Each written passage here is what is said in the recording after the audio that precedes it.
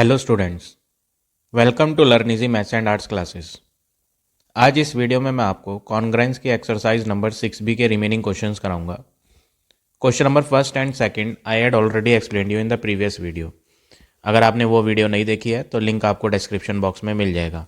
So today we will start from question number third question में क्या कहा है? Triangle A B C is congruent to triangle L M N. यहाँ पर दो ट्राइंगल बने हुए हैं, ए बी सी ट्राइंगल है, एल एम एन ट्राइंगल है। ये दोनों के दोनों ट्राइंगल आपस में कॉन्ग्रेंट है, ऑलरेडी क्वेश्चन में गिवन है। तो सबसे पहले तो हम लिख देते हैं हमें यहाँ क्वेश्चन में क्या गिवन है। गिवन है कि जो ट्राइंगल ए बी सी है वो आपका कॉन्ग्रेंट है ट्राइंगल एल एम एन के, और आपको यहाँ बोला है find angle L and angle N.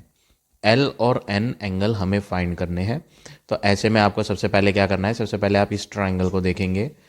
In triangle A B C, triangle A B C में आपको आउट ऑफ 3 एंगल्स 2 एंगल्स मालूम है। ये थर्ड एंगल जो है सी वाला वो हमें पता नहीं है, तो आप यहाँ लिखेंगे angle A plus angle B plus angle C. तीनों एंगलों का सम जो होता है ट्राइंगल का वो 180 डिग्री होता है। इसको हम बोलते हैं angle sum property of A triangle, जिसमें ए की वैल्यू हम पुट करेंगे 70, बी की वैल्यू 50 और सी की बात करें तो सी हमें फाइंड करना है, सी पता नहीं है, इक्वल टू 180।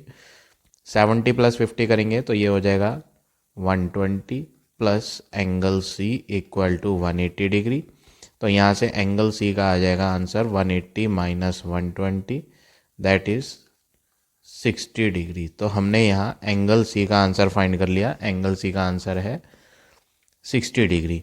अब यहाँ पर क्वेश्चन में क्या क्या फाइंड करने के लिए कहा था वो चेक कर लेते हैं। क्वेश्चन में बोला था एंगल एल फाइंड करो। एक तो ये एंगल एल फाइंड करना है और दूसरा एंगल एन फाइंड करना है। अब क्वेश्चन में ऑलरेडी गिवन है कि दोनों के दोनों ट्राइंगल्स आपस में कॉन्ग्रेंट है। कॉन्ग्रेंट वर्ड का मतलब होता है इनकी शेप भी सेम है और इनके साइज भी सेम है। अब कौन सा वर्टेक्स कौन से वर्टेक्स के ऊपर आएगा अगर हम इन दोनों ट्राइंगल को आपस में ओवरलैप कराएं, एक दूसरे के ऊपर रखें अगर दोनों ट्राइंगलों को, तो कौन सा वर्टेक्स किसके ऊपर आएगा? ये फिगर थोड़ी सही मैच नहीं हो रही है। क्यों नहीं मैच हो रही है? क्योंकि यहाँ पर नीचे लेफ्ट हैंड पर जो कॉर्नर में एंगल दिया है वो 70 दिया है, जबकि यहाँ लेफ्ट हैंड पर कोई और सा एंगल दे रखा है 50। तो ऐसे में आपको फिगर को थोड़ा मैच कराना पड़ेगा। मैच कराने के लिए आपको क्या करना पड़ेगा, हमें यहाँ साइडें जो गिवन है उनकी हेल्प ले लेते हैं, उन पर एक बार नज़र डाल लेते हैं। यहाँ पर एक 8 सेंटीमीटर की साइड ए बी दी है, तो दूसरे ट्रायंगल में जो 8 सेंटीमीटर की साइड है वो एल एम है। अब यहाँ पर आपको क्या ध्यान रखना है, दोनों 8 सेंटीमीटर की साइड सेम प्लेसेस पर होनी चाहिए। ये अगर ए बी नीचे लिखी है तो ये भी नीचे होनी चाहिए। तो आप इस फिगर को क्या करें, रोटेट कर दें थोड़ा सा। ऐसे समझ लें कि हम इन दोनों ट्राइंगल को रोटेट कर दें, दोनों को नहीं, एक को ही रोटेट करते हैं, इस वाले ट्राइंगल को। अगर मैं इस वाले ट्राइंगल को इस तरह से एंटी क्लॉकवाइज डायरेक्शन में रोटेट कर देता हूँ तो ये जो ऊपर वाला एल वर्टेक्स है ये नीचे आ जाएगा और ये जो 50 है ये इधर आ जाएगा, एल इसकी जगह पर आ जाएगा और एम एन जो है वो ऊपर आ जाएगा।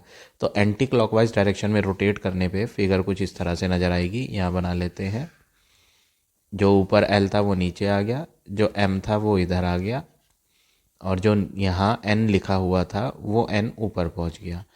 एन वाले कॉर्नर पे एंगल कितना है मालूम नहीं, एल वाले कॉर्नर पे एंगल कितना है वो भी मालूम नहीं है, और जो एम वाले कॉर्नर पे एंगल था वो 50 था, ये पता है। तो अब आप दोनों फिगर को चेक करें, इन दोनों फिगर को, तो आपको एंगल जो है वो सेम नज़र आएंगे। राइट हैंड कॉर्नर पे इस ट्राइंगल में 50 है, इसमें भी राइट हैंड कॉर्नर पे एंगल 50 आ रहा है। दूसरी चीज़, इस ट्राइंगल में जो साइड 8 सेंटीमीटर थी वो थी एल एम साइड, तो ये जो नीचे वाली एल एम साइड है ये 8 सेंटीमीटर की है। तो दूसरे ट्राइंगल में अगर आप चेक करेंगे तो नीचे ही उसमें ए बी साइड मिलेगी 8 सेंटीमीटर की। तो यहाँ हमने क्या ऑब्जर्व करा, जो साइड्स इक्वल थी वो इस वाले ट्राइंगल में भी नीचे आ रही है और दूसरे वाले ट्राइंगल में भी नीचे आ रही है। 50-50 डिग्री के एंगल राइट हैंड पे आ रहे हैं। तो अब हम इन दोनों फिगर को अगर एक दूसरे के ऊपर रखें तो ये दोनों ट्राइंगल एग्जैक्टली ओवरलैप करेंगे, कोइंसाइड करेंगे, एक दूसरे से मैच हो जाएंगे। तो अब यहाँ पर आपको क्या करना है, दोनों के दोनों ट्राइंगल कॉन्ग्रेंट है, ऐसा क्वेश्चन में गिवन था, हम इसी चीज़ का यूज़ करेंगे। ये जो गिवन है, क्वेश्चन में गिवन है कि triangle A B C congruent है ट्राइंगल एल एम एन के, इसलिए so we can say angles of these two triangle, जो करस्पॉन्डिंग एंगल्स होंगे इन दोनों ट्राइंगल के, वो आपस में इक्वल होंगे। सो करस्पॉन्डिंग, ये प्रॉपर्टी होती है कि अगर कोई दो ट्राइंगल आपस में कॉन्ग्रेंट होते हैं, अब तो आप इस ट्राइंगल को चेक नहीं करेंगे, हमने इस ट्राइंगल को चेंज करके इस शेप में कन्वर्ट कर दिया, हमने इसे रोटेट करा और ऐसे बना लिया। अब ये दोनों के दोनों ट्राइंगल एक जैसे दिखाई पड़ रहे हैं, एंगल्स भी जो बराबर बराबर थे और साइडें भी जो बराबर बराबर थी वो सेम जगह पर आ गई। जैसे यहाँ ए बी 8 नीचे थी, यहाँ पर एल एम 8 नीचे आ गई। 50 डिग्री का एंगल राइट कॉर्नर पे था तो इसमें भी राइट पे आ गया। तो अब यहाँ पर दोनों के दोनों ट्राइंगल कॉन्ग्रेंट तो दे ही रखे थे, जिसके कारण जो करस्पॉन्डिंग एंगल्स होंगे और जो करस्पॉन्डिंग साइड्स होंगी वो बराबर होंगी।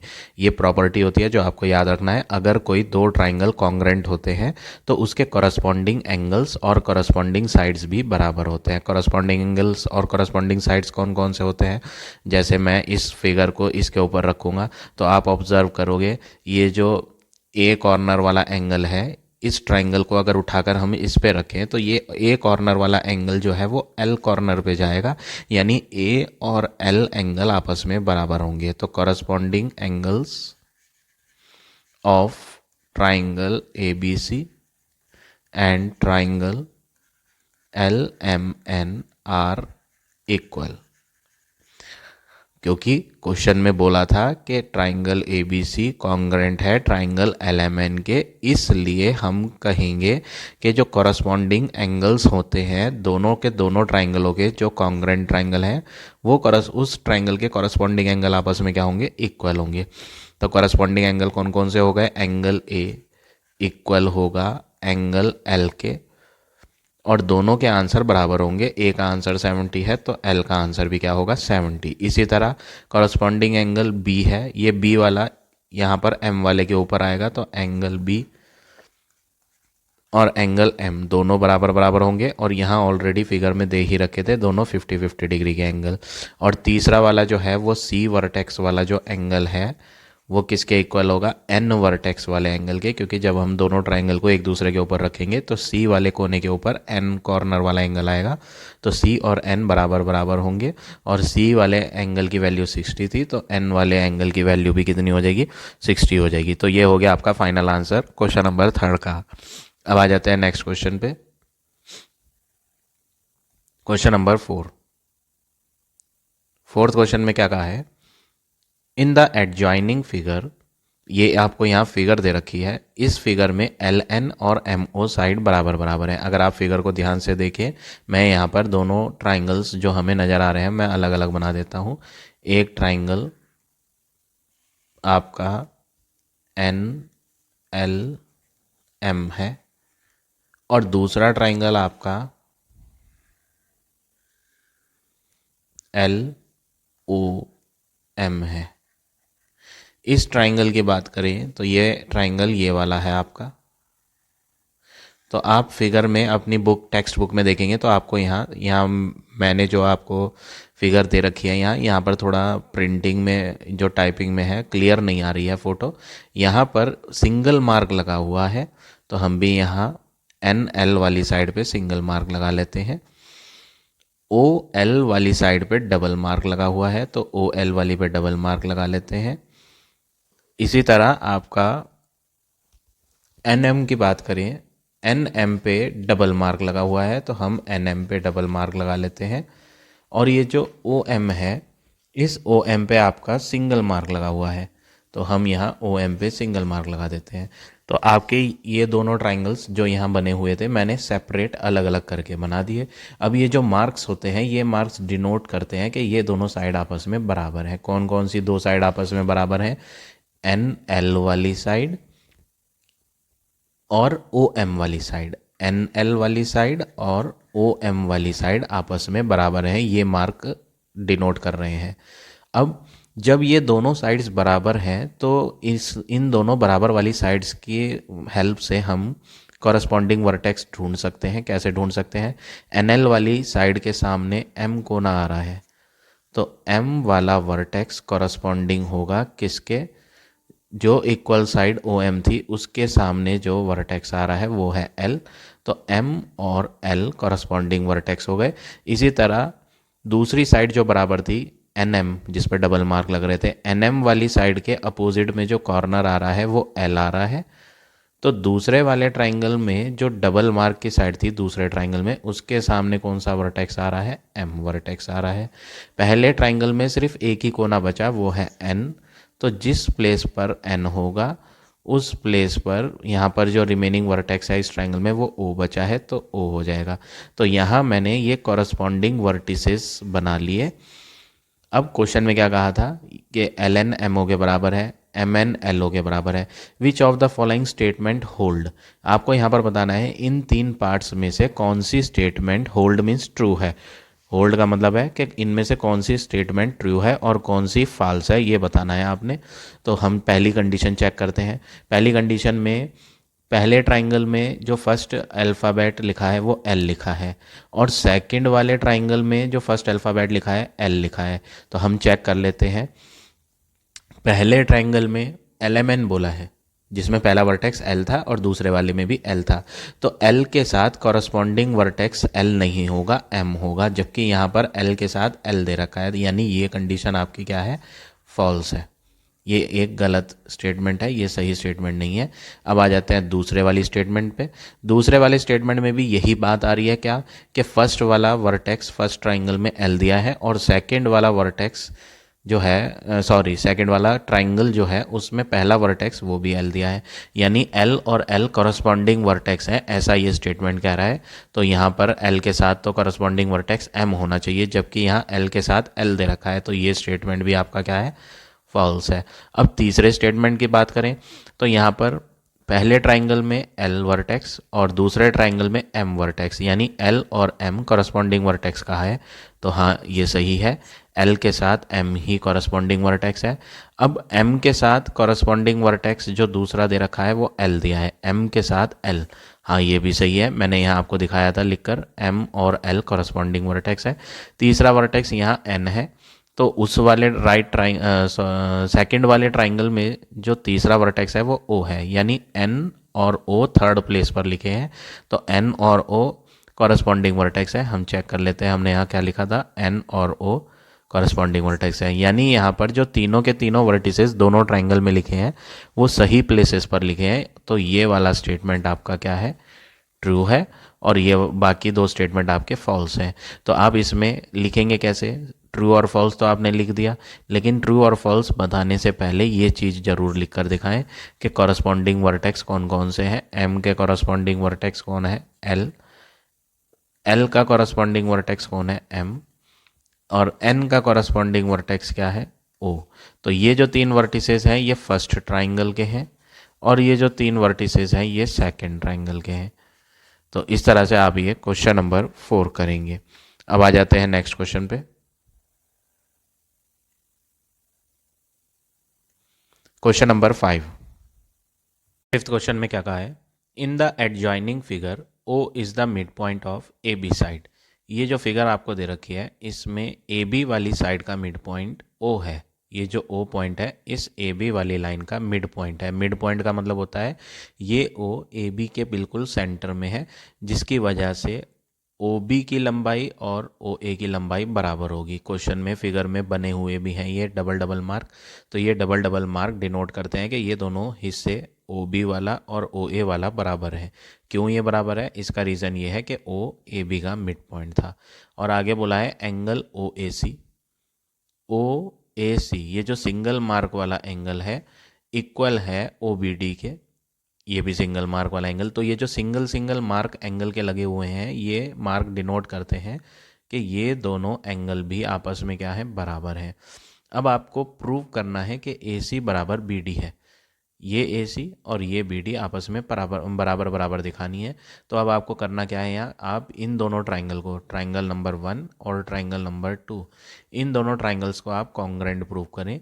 अगर ये दोनों ट्राइंगल कॉन्ग्रेंट प्रूव हो जाते हैं तो कॉन्ग्रेंट होने का मतलब होता है इन दोनों ट्राइंगल्स का साइज सिमिलर सेम है।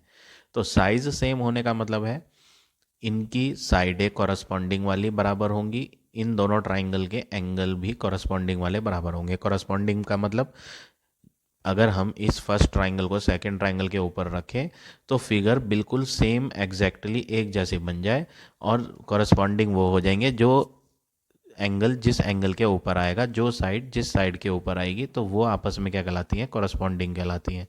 तो फिफ्थ क्वेश्चन में आपको सबसे पहले करना क्या है, सबसे पहले तो आप लिखेंगे आपको प्रूफ क्या करना है, आपको साबित क्या करना है, टू प्रूफ। हमें प्रूव करना है कि ए सी और बी डी की लंबाई बराबर बराबर है, ऐसा प्रूव करना है। अब प्रूफ डालेंगे। प्रूफ के लिए सबसे पहले आपको क्या करना है, ट्राइंगल को कॉन्ग्रेंट प्रूव करना है। तो पहले हम ऊपर वाले ट्राइंगल की फिगर बना लेते हैं। यहाँ पर मैं ट्राइंगल बना लेता हूँ। ये एक ट्राइंगल दिया था आपको बी डी ओ, और एक दूसरा ट्राइंगल दिया था ओ सी ए। तो कॉन्ग्रेंट प्रूव करने के लिए तीन चीज़ों की ज़रूरत पड़ती है, और टाइप्स ऑफ कॉन्ग्रेंस जो मैंने आपको कल एक्सप्लेन करे थे प्रीवियस वीडियो में, तो वहाँ पर आपको मैंने बताया था कंडीशन फॉर कॉन्ग्रेंस, कौन कौन सी कंडीशन होती है कॉन्ग्रेंस के लिए। एस एस एस कंडीशन होती है पहली, दूसरी होती है side angle side condition S A S, तीसरी होती है A S A, fourth condition होती है ए एस, और फिफ्थ होती है आर एच एस। तो इनमें से कोई सी भी कंडीशन आपकी यूज़ हो सकती है। तो हमें कौन सी यहाँ पर जो है हेल्प मिलेगी, किस कंडीशन से हम दोनों ट्राइंगल को कॉन्ग्रेंट प्रूव कर सकते हैं, वो फाइंड करेंगे हम। तो सबसे पहले हम देख लेते हैं इन दोनों ट्राइंगल में कौन कौन सी साइड है और कौन कौन से एंगल बराबर दे रखे हैं। तो अगर आप देखें फिगर में, मेन फिगर में, तो इन्होंने ओ बी पे डबल मार्क लगाए थे, ओ ए पे डबल मार्क लगाए थे। तो सबसे पहली चीज़, दोनों ट्राइंगल में जो बराबर है कॉन्ग्रेंट प्रूव करने के लिए, वो आप लिखोगे ओ बी किसके बराबर है, ओ ए के। ओ बी फर्स्ट ट्राइंगल की साइड है, ओ ए सेकेंड ट्राइंगल की साइड है। ये दोनों डिफरेंट ट्राइंगल की साइड है और ये आपस में बराबर बराबर भी है। और ये क्यों बराबर है, रीज़न है क्योंकि क्वेश्चन में कहा था O is the mid point of A B side, ऐसा क्वेश्चन में बोला था। इसके कारण हमने इन दोनों को आपस में बराबर ले लिया। तो ये हो गई आपकी साइड। अब दूसरी चीज़ की बात करें। दूसरी चीज़ दोनों ट्राइंगल में जो आपको नज़र आएगी वो आएगी, एक तो इस कॉर्नर वाला एंगल को देखें आप, यहाँ पर सिंगल मार्क लग रहा है ए, और यहाँ बी वाले कॉर्नर पे भी एंगल पर सिंगल मार्क लगा है। तो ये सिंगल मार्क डिनोट करता है कि ये दोनों एंगल आपस में बराबर हैं, और हेडिंग में बोल भी रखा था क्वेश्चन में। तो हम यहाँ लिख देते हैं फर्स्ट वाले ट्राइंगल में नंबर 1 ट्राइंगल जो है उसमें आपका ओ बी डी है angle, angle O B D बराबर है, जो दूसरा ट्राइंगल है उसमें एंगल है ओ ए सी, ओ ए सी एंगल के बराबर है। अब ये दोनों एंगल क्यों बराबर है, क्योंकि ऐसा ऑलरेडी क्वेश्चन में गिवन था, ओ बी डी और ओ ए सी आपस में बराबर बराबर है, गिवन है। तो ये दोनों हमने जो चीज़ें लिखी हैं ये क्या है, आपका एंगल है। अब तीसरी चीज़ की बात करें कॉन्ग्रेंट प्रूव करने के लिए, जो तीसरी चीज़ यहाँ बराबर होगी दोनों ट्राइंगल्स में, वो आपको खुद ढूंढनी पड़ेगी। आपको यहाँ एक क्रॉस बना हुआ नज़र आएगा, बी ए वाली लाइन और सी डी वाली लाइन आपस में क्रॉस बनने से यहाँ इंटरसेक्ट हुई ओ पॉइंट पर। तो ऐसे दो स्ट्रेट लाइन जब आपस में इंटरसेक्ट होती हैं तो अपोजिट वाले एंगल्स इक्वल होते हैं। तो जितना आंसर बी ओ डी का होगा ऊपर नंबर 1 ट्राइंगल में, एंगल बी ओ डी वो बराबर होगा दूसरे ट्राइंगल में जो नीचे की तरफ बन रहा है ट्राइंगल, उसमें जो एंगल है वो है सी ओ ए। तो ये दो एंगल आपस में क्या होंगे, इक्वल इक्वल होंगे। तो यहाँ पर कौन सी प्रॉपर्टी यूज़ कर रहे हैं हम, वर्टिकली अपोजिट एंगल, इसको हम बोलते हैं vertically opposite angle. VOA short में लिख देते हैं, वर्टिकली अपोजिट एंगल। तो ये भी आपका एक एंगल हो गया।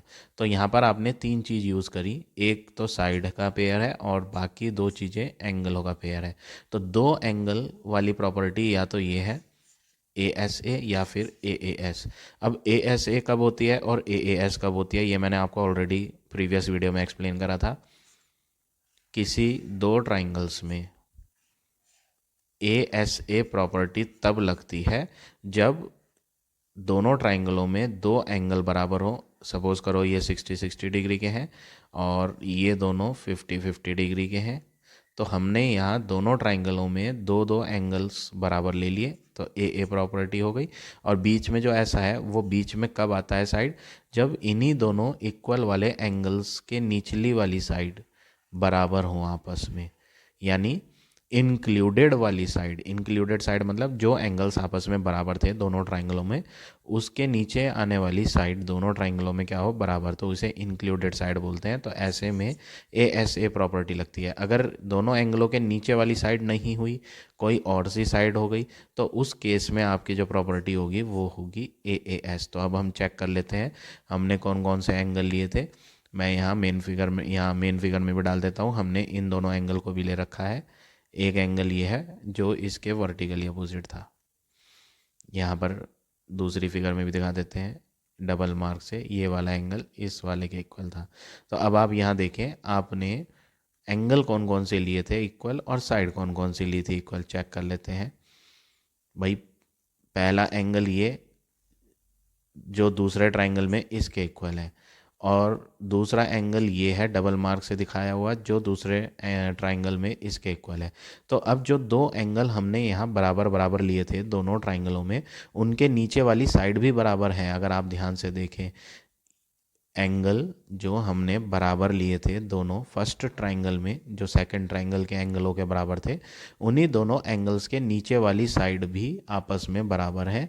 तो इसलिए यहाँ पर जो कॉन्ग्रेंस की कंडीशन है वो कौन सी कंडीशन होगी, bye angle side angle congruence, ASA congruence triangle, ASA congruence property से हम कह सकते हैं कि दोनों ट्राइंगल जो हैं वो आपस में कॉन्ग्रेंट है।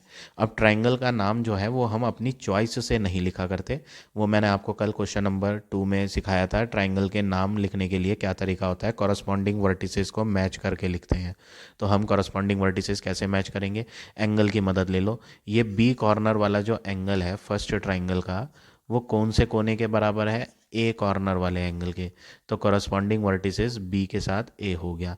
दूसरी बात करें, ये जो O कॉर्नर पे एंगल बना यहाँ, वो निचले वाले ट्राइंगल में वो भी O कॉर्नर पे बनना है। तो यानी दोनों ट्राइंगल्स में दूसरा कॉरस्पॉन्डिंग वर्टेक्स कौन सा हो गया, O हो गया। तीसरे वर्टेक्स की बात करें तो एक ही वर्टेक्स बचता है, ऊपर वाले ट्राइंगल में D बच रहा है और नीचे वाले ट्राइंगल में C बच रहा है। तो D के साथ कॉरस्पॉन्डिंग वर्टेक्स कौन सा होगा, C होगा। तो यहाँ पर मैंने आपको क्या बता दिया, कौन सा वर्टेक्स किसके कॉरस्पॉन्डिंग है। कॉरस्पॉन्डिंग मतलब जब हम दोनों ट्राइंगल को एक दूसरे के ऊपर फोल्ड करके रखेंगे तो फिगर बिल्कुल सेम कैसे बनेगी, कौन सा वर्टेक्स किसके ऊपर आएगा, वो यहाँ हमने पता कर लिया। तो यहाँ पर इन दोनों, कौन कौन से दोनों, एक तो लेफ्ट हैंड पे लिखे हुए हैं 3 वर्टेक्स और एक राइट हैंड पे लिखे हुए हैं 3 वर्टेक्स। इन दोनों की मदद से हम ट्राइंगलों के नाम लिखेंगे। पहले ट्राइंगल का नाम अगर BOD लिखते हो आप इन यहाँ पर BOD ट्राइंगल, तो दूसरे ट्राइंगल का नाम भी इसी ऑर्डर में लिखोगे, BOD, तो इसका लिखोगे AOC। अब जरूरी नहीं है कि BOD ही लिखो, आप DOB लिखोगे तो फिर यहाँ लिखोगे COA। जैसा यहाँ लिखा जाएगा वैसा ही वहाँ दूसरे ट्राइंगल में भी लिखा जाएगा। तो ये दोनों ट्राइंगल आपस में क्या हो गए, कॉन्ग्रेंट हो गए। अब जब दो ट्राइंगल आपस में कॉन्ग्रेंट होते हैं तो उसके कॉरस्पॉन्डिंग एंगल्स भी बराबर होते हैं और उसके कॉरस्पॉन्डिंग साइडें भी बराबर होती हैं। तो अब आप बोलोगे क्योंकि हमने यहाँ दोनों ट्राइंगल को कॉन्ग्रेंट प्रूव कर दिया, हमने यहाँ दोनों ट्राइंगल को क्या प्रूव कर दिया है, कॉन्ग्रेंट। तो कॉन्ग्रेंट होने से हम कॉरस्पॉन्डिंग साइड्स जो हैं दोनों ट्राइंगल की वो इक्वल ले सकते हैं। तो ये मैंने देयरफॉर का साइन बनाया क्योंकि ये दोनों ट्राइंगल कॉन्ग्रेंट है, इसलिए corresponding sides of triangle BOD and triangle AOC are equal. क्योंकि हमने दोनों ट्राइंगल को कॉन्ग्रेंट प्रूव कर दिया है, इसलिए हम कॉरस्पॉन्डिंग साइड्स जो हैं दोनों ट्राइंगल की वो आपस में इक्वल ले सकते हैं। तो कॉरस्पॉन्डिंग साइड्स कौन कौन सी हो गई, जोन सी साइड फोल्ड होकर जिसके ऊपर आएगी वो कॉरस्पॉन्डिंग होगी। तो हमें प्रूव कौन सी करनी थी, AC और BD बराबर। तो अगर आप इस ट्राइंगल को, ट्राइंगल नंबर 1 और ट्राइंगल नंबर 2 को एक दूसरे पे फोल्ड करोगे तो BD के ऊपर कौन सी फोल्ड होकर आएगी, AC साइड ही आएगी। तो आप यहाँ लिख दें, सो AC वाली साइड और BD वाली साइड आपस में इक्वल होगी, और यही आपको अब प्रूव करना था। तो आप लास्ट में लिख देंगे हैंस प्रूव्ड। तो जो चीज़ आपको प्रूव करनी थी वो आ गई। तो इस तरह से आप ये क्वेश्चन नंबर 5 करेंगे। अब आ जाते हैं नेक्स्ट क्वेश्चन पे, क्वेश्चन नंबर 6 क्वेश्चन में भी आपको एक फिगर दे रखी है। क्वेश्चन में कहा है कि एंगल ABC, ये सिंगल मार्क से दिखा रखा है, और एंगल ACB ये है C कॉर्नर वाला, सिंगल मार्क से दिखा रखा है। ये दोनों के दोनों एंगल्स आपस में इक्वल दे रखे हैं, ऐसा क्वेश्चन में कहा, यहाँ गिवन है। और दूसरी चीज़ क्या कही कि D मिड पॉइंट है BC का। ये जो D पॉइंट है ये मिड पॉइंट मतलब सेंटर में आ रहा है, जिसके कारण यहाँ आप देखेंगे फिगर में डबल डबल निशान भी लग रहे हैं। ये निशान डिनोट करते हैं कि BD लंबाई और DC लंबाई आपस में बराबर बराबर है। अब प्रूव करो, जो चीज़ हमें प्रूव करनी है सबसे पहले तो हम वही लिखेंगे, to prove triangle ADB congruent to triangle ADC। हमें इन दोनों ट्राइंगल्स को आपस में कॉन्ग्रेंट प्रूव करना है। तो अगर दो ट्राइंगल को कॉन्ग्रेंट प्रूव करना है तो आपके पास कौन कौन सी प्रॉपर्टी है कॉन्ग्रेंसी की, SSS, SAS, ASA, AAS या फिर RHS। कोई सी एक कंडीशन यहाँ पर यूज़ करनी पड़ेगी इन दोनों ट्राइंगल को कॉन्ग्रेंट प्रूव करने के लिए। तो हमें यहाँ सबसे पहले क्या करना है, हम चेक कर लेते हैं कौन कौन सी चीज़ें हमारे पास दोनों ट्राइंगल में बराबर है। तो सबसे पहली चीज़, ये दोनों एंगल्स आपको बराबर दिए हैं। एंगल B, प्रूफ में आप लिखेंगे कि हमें क्या क्या बराबर दे रखा है दोनों ट्राइंगल में। पहली चीज़ कि एंगल B जो है फर्स्ट ट्राइंगल का, वो सेकंड ट्राइंगल में एंगल C के बराबर है, ऐसा ऑलरेडी क्वेश्चन में गिवन है। तो ये तो आपका एंगल हो गया। दूसरी चीज़ की बात करें, दूसरी चीज़ ये है इस वाले ट्राइंगल में BD वाली लंबाई बराबर है दूसरे वाले ट्राइंगल में DC वाली लंबाई के। ऐसा क्यों, क्यों ये आपस में बराबर है, क्योंकि क्वेश्चन में क्या रखा है, because D is the mid point of BC, क्योंकि D एक मिड पॉइंट है BC साइड का, इसलिए हमने BD और DC दोनों को अलग अलग ले लिया। ये हो गई एक साइड। अब तीसरी चीज़ क्या होगी यहाँ पर, तीसरी चीज़ अगर आप देखें कि ये AD लंबाई जो है, AD लंबाई ऐसी लंबाई है जो दोनों ट्राइंगल्स में आ रही है, फर्स्ट ट्राइंगल में भी आ रही है और सेकंड ट्राइंगल में भी आ रही है, यानी ये एक कॉमन साइड है। तो आप क्या लिखेंगे, जो AD की लंबाई फर्स्ट ट्राइंगल में है वही AD की लंबाई सेकेंड ट्राइंगल में भी होगी। तो AD बराबर AD, क्यों, क्योंकि ये कॉमन है, this is the common side. तो ये एक साइड हो गई। तो आपके पास यहाँ दो तो साइड आ रही हैं और एक एंगल। तो दो साइड एक एंगल वाली कौन सी प्रॉपर्टी होती है, SAS। लेकिन यहाँ आपको चेक करना है एक चीज़ बहुत ध्यान से, कल मैंने आपको पढ़ाया था प्रीवियस वीडियो में। SAS के लिए एक खास बात जो आपको ध्यान रखनी होती है, SAS का मतलब दो तो साइड है और एक एंगल। सपोज करो ये साइड 5 सेंटीमीटर की दूसरे ट्राइंगल में इस वाली के इक्वल थी, ये भी 5 थी, ये 4 थी, तो ये भी 4 थी। तो दो तो साइडें बराबर हो गई, 5 5 पहली साइड, 4 4 दूसरी साइड। अब SAS के लिए A मिडिल में आ रहा है। A मिडिल में आने का मतलब है जो आपने साइड्स बराबर ली हैं उनके बीच का जो इंक्लूडेड एंगल है वो आपस में अगर बराबर हो तब जाकर वो SAS प्रॉपर्टी बनती है। तो हम यहाँ चेक कर लेते हैं कि हमने साइडें कौन कौन सी ली और एंगल कौन कौन सी ली, क्या यहाँ पर ये सिचुएशन सही बैठ रही है या नहीं जो SAS के लिए होनी चाहिए। तो चेक कर लेते हैं, अगर सही नहीं होगी तो हम कोई और सी प्रॉपर्टी यूज़ करेंगे यहाँ। तो सबसे पहली चीज़, यहाँ एंगल B और एंगल C बराबर था। ये वाला एंगल किसके बराबर है, इसके बराबर है। दूसरी चीज़ ये वाली साइड इसके बराबर है, और तीसरी चीज़ जो हमने यहाँ ली थी कॉमन वाली साइड ली थी ये ए डी लंबाई। तो आपने क्या ऑब्ज़र्व करा, जो ये लेफ़्ट हैंड वाला ट्राइंगल है इसी को फोकस करो आप, राइट हैंड वाले को भूल जाएं अभी फ़िलहाल। राइट हैंड वाले को नहीं ले रहे हैं हम, लेफ़्ट को ले रहे हैं। ए डी पी ये ट्राइंगल है। इस ट्राइंगल में जो साइड इक्वल हैं आपस में वो थी बी डी डी सी के इक्वल, तो यहाँ पर बी डी आ गई। ए डी एक कॉमन साइड थी जो दोनों में ट्राइंगलों में आ रही थी, तो वो इक्वल थी। तो ये दोनों साइड हैं, तो इंक्लूडेड एंगल तो फिर ये वाला होना चाहिए जो आपस में बराबर होने चाहिए। अगर आपको एस ए एस कंडीशन बनानी है तो एस ए एस कंडीशन के लिए जो साइड बराबर ली जा रही हैं उनके बीच वाला इंक्लूडेड एंगल बराबर होना चाहिए, जबकि यहाँ पर इंक्लूडेड एंगल है ही नहीं बराबर, वो तो कोई और सा बराबर दे रखा है। हाँ, अगर यहाँ पर ऐसे होता, क्या होता कि ये साइड इसके बराबर है, ये वाली एक कॉमन साइड है, तो जो एंगल यहाँ बना कौन कौन सी साइडों के बीच में, एक तो इस वाली साइड के और इस वाली साइड के बीच में, वो एंगल दूसरे ट्राइंगल में उन्हीं दो साइड के इक्वल होता, उन्हीं दो साइड के बीच में आता जो हमने बराबर ले रखी है। कौन कौन सी, इस ये वाली साइड और ये वाली साइड, ये दो साइड आपस में बराबर हैं किसके, दूसरे ट्राइंगल में इन दो के। तो इनके बीच वाला एंगल इंक्लूडेड एंगल अगर आपस में बराबर होता तब वो एस ए एस बनती, लेकिन ऐसी सिचुएशन यहाँ इस क्वेश्चन में नहीं आ रही, तो एस ए एस तो होगी नहीं। तो फिर ऐसे में आपको क्या करना पड़ेगा, ऐसे में आपको थोड़ा सा ट्रिक यूज़ करनी पड़ेगी, थोड़ा सा डिफरेंट वे में इसे सॉल्व करना पड़ेगा। तो हम सबसे पहले क्या करेंगे, यहाँ पर आपको दो एंगल्स बराबर दे रखे थे क्वेश्चन में, अगर आप ध्यान से देखें तो क्वेश्चन में आपको दो एंगल्स बराबर नज़र आएंगे। कौन कौन से दो एंगल, एंगल बी और एंगल सी। तो मैं यहाँ ट्राइंगल की फिगर बना लेता हूँ, ट्राइंगल ए बी सी, बीच की लाइन छोड़ देते हैं हम, बड़ा वाला ट्राइंगल बना लेते हैं, पूरा complete triangle A B C. ये मैंने एक complete triangle A B C बना लिया जिसमें एंगल बी और एंगल सी बराबर है, ऐसा ऑलरेडी क्वेश्चन में गिवन था।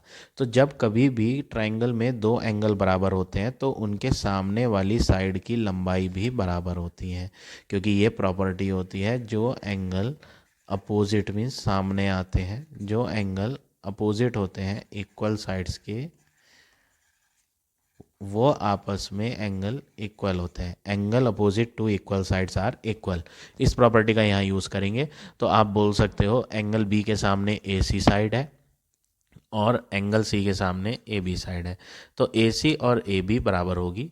तो यहाँ पर हम इस प्रॉपर्टी का यूज़ करेंगे, ए सी बराबर ए बी लेंगे, और प्रॉपर्टी ये है आपकी angle opposite to equal sides are equal. तो यहाँ ये प्रॉपर्टी यूज़ करेंगे तब जाकर दोनों ट्राइंगल कॉन्ग्रेंट होंगे ये। तो हमें यहाँ क्या करना है, हमें ए बी लंबाई सिंगल मार्क से दिखा देता हूँ और ए सी लंबाई को आपस में बराबर लेना है। तो एक तो ये चीज़ हो गई आपकी ए बी इक्वल ए सी। दूसरी चीज़ बी डी लंबाई पहले नंबर के ट्राइंगल में किसके बराबर है, डी सी लंबाई के बराबर है दूसरे नंबर ऑफ ट्राइंगल में। और तीसरी चीज़ जो है वो है ये कॉमन साइड, तो एस ए एस ना लगा करके हम S S S property use करेंगे। तो यहाँ पर हम चेंज कर लेते हैं, कौन सा चेंज कर लेते हैं, हम एंगल नहीं ले रहे, हम ये एंगल रब कर देते हैं। इस एंगल को छोड़कर हम कोई नई साइड ले लेते हैं। कौन सी साइड, वो यहाँ मेन फिगर में आपको मैं दोबारा से दिखा देता हूँ कौन सी साइड हम बराबर ले रहे हैं। पूरे ट्राइंगल में एंगल बी के सामने कौन सी साइड आई थी, ए सी, ये दूसरे ट्राइंगल की साइड है, पहला ट्राइंगल ये था। तो एंगल सी के सामने जो साइड आ रही थी वो थी ए बी, तो आप पहली चीज़ जो लेंगे वो लेंगे ए बी बराबर ए सी। ऐसा क्वेश्चन में कहीं नहीं दे रखा, फिर भी हमने इन्हें बराबर लिया क्योंकि ये प्रॉपर्टी होती है जो साइड्स सामने आती हैं इक्वल एंगल के वो आपस में इक्वल होती हैं। तो यहाँ रीज़न क्या आएगा, जो साइड अपोजिट में होती हैं, side opposite to equal angles are equal, ये प्रॉपर्टी यूज़ करके मैंने यहाँ पर इसे साइड को लिया, और ये दोनों तो पहले से ही साइड थी, तो अब आप लिख देंगे by S S S condition of congruence दोनों ट्राइंगल, कौन कौन से दो ट्राइंगल, एक ट्राइंगल आपका लेफ्ट हैंड पे है और एक ट्राइंगल आपका राइट हैंड पे है मेन फिगर में। तो लेफ्ट हैंड वाले ट्राइंगल का जब नाम लिखेंगे तो आप क्या लिखेंगे, ए से शुरू करेंगे, A D B, triangle A D B congruent होगा दूसरे ट्राइंगल के जो राइट हैंड पर है। ऐसे ही लिखेंगे जैसे लेफ्ट हैंड वाले को लिखा था, ए डी बी, तो इसका लिखेंगे ए डी सी। तो एस कंडीशन से हमने दोनों ट्राइंगल को यहाँ कॉन्ग्रेंट प्रूव कर दिया। तो जो चीज़ हमें प्रूव करनी थी वो आ गई है। तो यहाँ पर आपको बस यही पॉइंट आपको ध्यान रखना है कि हमारे यहाँ जो चीज़ें गिवन थी उसकी मदद से हमें ऐसा दिखाई पड़ रहा था जैसे कि SAS प्रॉपर्टी होगी, लेकिन वो एक्चुअल में नहीं थी। क्यों नहीं थी? क्योंकि SAS कंडीशन के लिए जो दो साइड बराबर ली जाएंगी दोनों ट्राइंगलों में, उनका इंक्लूडेड एंगल बराबर होना चाहिए। ये मैंने दो ट्राइंगल बनाए, 5-5 सेंटीमीटर की साइड, 4-4 सेंटीमीटर की साइड, तो जो साइड बराबर ली हैं उनके बीच वाला एंगल, इंक्लूडेड एंगल बराबर होना चाहिए, तब जाकर वो दोनों ट्राइंगल कॉन्ग्रेंट होते हैं। किसकी मदद से? SAS। तो यहाँ पर SAS प्रॉपर्टी नहीं बन पा रही थी, जिसके कारण हमने क्या करा, ट्राइंगल में जो दो एंगल बराबर दिए थे, कौन कौन से दो एंगल, ट्राइंगल था ABC, तो ABC ट्राइंगल में एंगल B और एंगल C जो दो बराबर एंगल दे रखे थे उनकी अपोजिट वाली साइड्स को भी हमने बराबर ले लिया। क्यों? क्योंकि दो एंगल बराबर आने का मतलब है ट्राइंगल आइसोसेलेस ट्राइंगल है। तो आइसोसेलेस ट्राइंगल में दो साइड भी बराबर होती हैं और दो एंगल भी बराबर होते हैं। तो कौन कौन सी साइड बराबर होंगी? AB और AC बराबर होगी, क्योंकि यहाँ प्रॉपर्टी यूज हुई side opposite to equal angles are equal. तो इस तरह से आप ये क्वेश्चन नंबर 6 करेंगे। सो आज हम इतने ही क्वेश्चन करेंगे। आई होप आज का पढ़ाया हुआ टॉपिक आपको समझ आ गया होगा। रिमेनिंग क्वेश्चन जो है वो मैं आपको नेक्स्ट वीडियो में सिखाऊंगा। If you like my way of teaching then please like, comment और शेयर ज़रूर करें।